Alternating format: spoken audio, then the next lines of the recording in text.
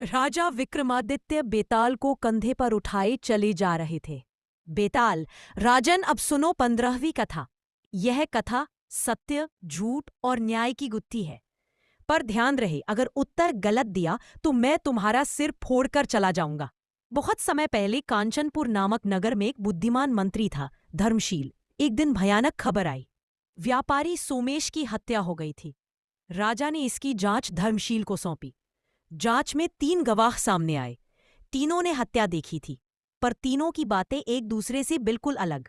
पहला गवाह बोला, मैंने हत्यारे को देखा, काले कपड़ों में था और हाथ में तेज खंजर था।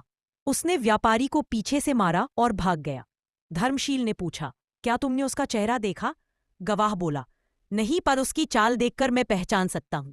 उसका बयान थोड़ा अटपटा लगा, क्योंकि बिना चेहरा देखे पहचानना मुश्किल था। दूसरा गवाह बोला, मैंने व्यापारी को खुद ही गिरते हुए देखा। कोई आदमी आसपास नहीं था। शायद यह आत्महत्या थी। व्यापारी सोमेश हंसमुख और परिवार वाला व्यक्ति था। उसका आत्महत्या करना असंभव। तीसरा गवाह बोला, मैंने एक आदमी को व्यापारी के घर से निकलते देखा। उसके कपड़े गहरे नीले थे और उसके हाथों में खून था।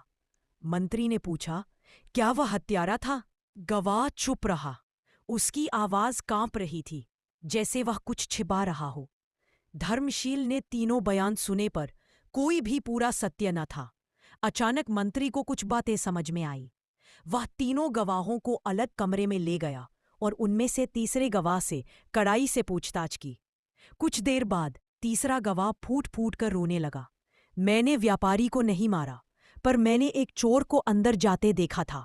मैं डर गया, इसलिए झूठ बोला। धर्मशील ने कहा, वही चोर ही हत्यारा है। चोर को पकड़ा गया। उसने हत्या कबूल कर ली। राजा धर्मशील की बुद्धि से बहुत खुश हुए।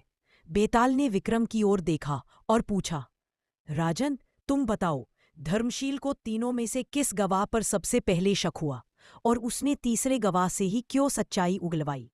पहला गवाह तो चाल पहचानने की बात करता था, दूसरा आत्महत्या का झूठ बोल रहा था, तीसरा आधा सच आधा झूठ कह रहा था।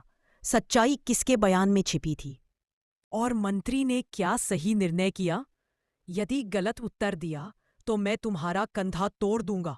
विक्रम ने निडर स्वर में कहा, हे बेताल, धर्मशील को सबसे पहले दूसरे गवाह पर शक हुआ, क्योंकि आत्महत्या का दावा बिल्कुल निराधार था।